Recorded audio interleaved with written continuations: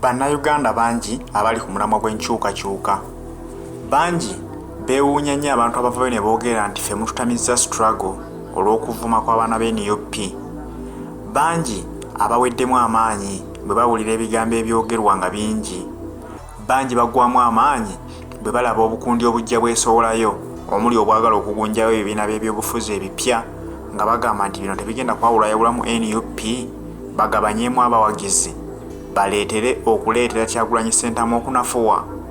Bangi bali ku mulamwa gwa nkyukakyuka nga teri yabayita kujja mu nkyukakyuka. Bakisalawo okuva ku ntobo y'emitima gyabwe olw'eggwanga lyabwe nga balaba nti ligenda, ne basalawo beegatte ku NUP okubeera nti balwanirira eggwanga Uganda. Kyova olaba nti okuvuma kungi kubanga Munnayuganda talina mmundu, Munnayuganda talina kukuba muggo. Emmundu ya Munnayuganda gy'alina kwe kukozesa omumwa gwe ng'alaba gwe yeemamaaza aba alina okukwanukula mu buli ngeri. Obusungu Bannayuganda bwe balina ku mitima alabira ddala nti bw'omusiruwalirako n'ozannyira mu nkyukakyuka kyasobola okwanukuza kyokka kwe kuvuma n'akkakkana obusungu bwe. Bannayuganda bangi bali ku mulamwa nga baagala okununula Uganda okugirabako mu mikono gy'omukulembeze omulungi asobola okugabanya kyenkanyi Bannayuganda ne baba nga baginyumirwamu bonna. Okulaba nti omukulembeze akwata obuyinza azzaawo ssemateeka ng'alimu ekitiibwa kye yalina olubereberye, ng'ebisanja bibeerako ekkomo, ng'omukulembeze abeerako emyaka gy'alina okukomako nti omukulembeze yenna bw'aweza emyaka bwe giti takkirizibwa kuddamu kwesimbawo. Mwabadde bakyayogera nti ebyobufuzi bibatamye, abagamba nti struggle ebatamye olw'okuba abaana ba struggle bavuma nnyo. Obubaka bw'obuno mubuwulirize n'obwegendereza. Gwawulira nti wajja mu struggle lwakuba gundi yakuyita, gwawulira nti wajja mu struggle olw'okuba olina ebigendererwa bye ebirala, ojja kuvaawo ng'oyize. Either ogisigalemu, bw'olaba tebikwatako ogiveemu ogiviireko ddala. Mutumatize butya bwe tubeera mu struggle, mutumatize butya bwe tubeegattako. Zono statements zikolebwa abantu ssekinnoomu naddala abalina ka following akawerako ku media kono. Naye ng'abakola statement ezo era abakoze video ezo be basooka okukola duet.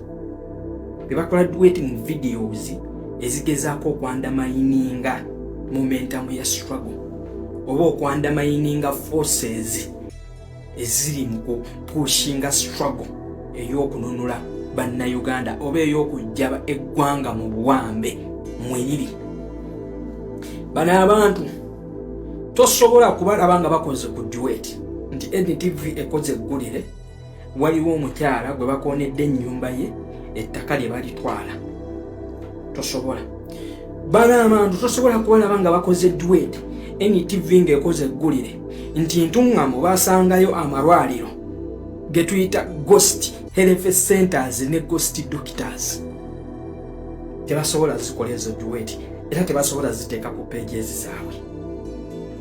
Bano abantu tosobola kubasanga nga bakoze duet nga waliwo eggulire eriraga ba government officials 71 nti baapakirwa ne bateekebwa ku nnyonyi ku ssente y'omuwi w'omusolo ne bagenda mu lukuŋŋaana lwako olwali olw'okumala ennaku 8 mu New York mu America.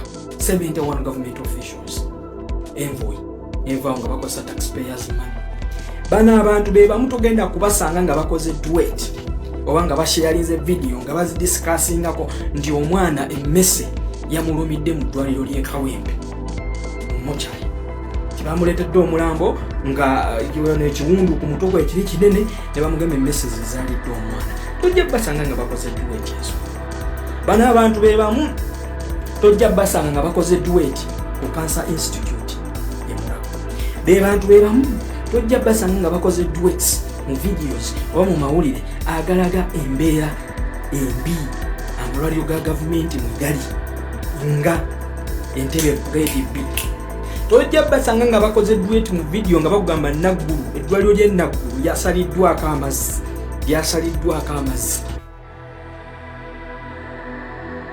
Eddwaliro ly'Entebbe lyasaliddwako amazzi. Ezo video tojja zisangayo. Bano abantu abamu tojja basanga nga bakoze duet mu video nti waliwo abasawo abadde beekalakaasa olw'okuba tebasobola kuba deployinga ne bakwatibwa bubi nnyo ne bakubibwa n'emiggo obutambi togenda basanga nga babukozeemu duet. Abo abantu be bamu batambulira mu nguudo z'omu Kampala era bayina emmotoka ne piki bazivuga ne babakuba mu binnya by'omu Kampala naye togenda musanga ng'akoze ka video aduetinze agamba bannaye Kampala afaanana bubi ate nga tuwa omusulo. Bino ebinnya tebyandibadde mu nguudo za Kampala. Be bantu be bamu togenda basanga ng'akoze duet mu Katambi obanga adiscussinga ku baana b'abantu ababuzibwawo nga ba John Bosco Kibalama baddamulira ng'olwaleero Prime Minister Nyinobi na Nabbanja yayimirira n'agamba nti abo tumudda gundi Kibalama tumulina musi wa misango. Olwaleero Human Rights Commission neevaayo n'egamba bo tebamulabangako. Nabbanja bamubanja Kibalama gyali atamwa. Tosobola basanga mu duets zifaananako zityo. Ezo video tebasobola zisharinga ku pages zaabwe. Wabula be bantu be bamu abagenda okwata video nti waliyo omuyimbi awoza politics tankwatako era nze siri politician siri munnabyabufuzi bannabyabufuzi bayawula mu bantu akawata akakole mu duet akasharinge ku page ye. Be bantu abakola video ne basharinga nonsense ne bamudiscussinga ne bamuteeka ku pages zaabwe naye nga in the end bateekako obulango bw'abasawo amaganda abalanga eddagala ly'ekinnansi abakola ki n'abamu nga bafere. Nekibulwaleero beekumye bagamba otumatize butya bwe tubeegattako mu struggle ffe tubamatize butya gavumenti bweremereddwa okuteeka eddagala mu malwaliro. Tubamatize butya nga banyamu emirimu etali ya kyenkanyi nti abantu sekinnoomu abali mu ssaako yatufuga wano be baganyula mu mirimu gino. Tubamatize butya basembuwe babiyinzika bazimwe abasuubuzi abaali basuubulire South Sudan bwe bagaana okuyambibwa gavumenti eno bababeiringe out naye olwaleero nga bitaatule bamubeirinze out omulundi ogwokubiri nga bwe bakola abasajja balaba ne Hamu Kiggundu. Ffe tubamatize nti bali munnaye mukiraba kakati bali tebaweebwa loko zeziweebwa kampani zezibeiringibwa out bano bannansi tebabeiringibwa out. Ffe tubamatize nti gavumenti eno bakadaame bajjako omusolo almost 20%. Tekadaame wabakolera emitwalo 9 n'asindika ssente e Uganda bamusala emitwalo 2. Ffe tubamatize nti ssente ya munnansi wano mu ggwanga naddala nkuba kyeyo teri safe. Saba yonna ku banka bagisikako ne bagitwala waateekubira nduulu kabaka weddemu. Ffe tubamatize ku recruitment agencies ezitwala bannyinaffe mu biyumba okubonaabona mu Buwarabu naye ng'abazikulira n'abazigwa license ba mu system mu gavumenti omwo. Ffe tubamatize ku kampani enfere nga zi Capital Chickens zi Alliance in Group zi Super Life eziri mu kwavuwaza n'okubba bannayuganda abakolera abatereka akasente kaabwe naye nga bazigwa license bane abazigwa license ye gavumenti yennyini. Ffe tubamatize kati abantu bwe bati tebabeerangako mu struggle.